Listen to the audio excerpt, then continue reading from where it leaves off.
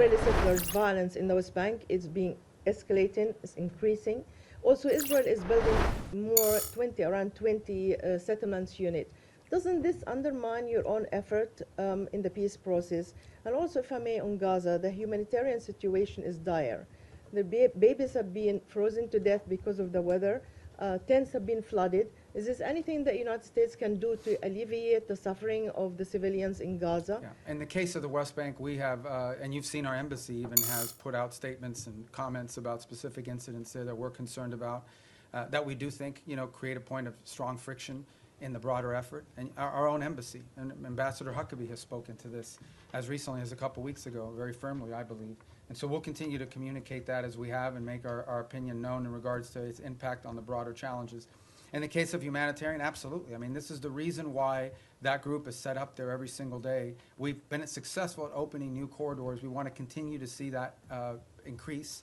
We want to continue to see the flow of aid increase into those parts of Gaza that are still under Hamas control. But it also goes back, not to sound like a broken record, to why it is so critical to have the border peace put in place and the Palestinian technocratic group put in place. Because that allows us now, when you have this technocratic Palestinian group in place and a stabilization force to provide security, it now allows us to have someone we can work with to turn over the humanitarian aid to and have them be the ones that help distribute it along with these international partners.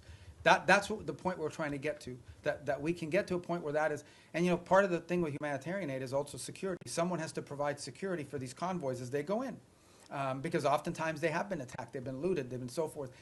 We don't have a force that can do that right now unless the Israelis are going to go in, and that would violate the ceasefire. But if we have a stabilization force on the ground, they could provide security. And then the technical side of it, the logistical side of it, along with the international partners, is what the Palestinian Technocratic Organization can do. That is why we are in such a hurry to finalize that phase of this deal so that the aid can flow. And not just aid, then we can move from aid to reconstruction, which is the goal everybody has.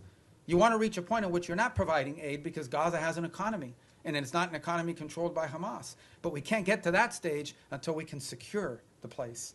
And that's why we're in such a hurry to finalize that.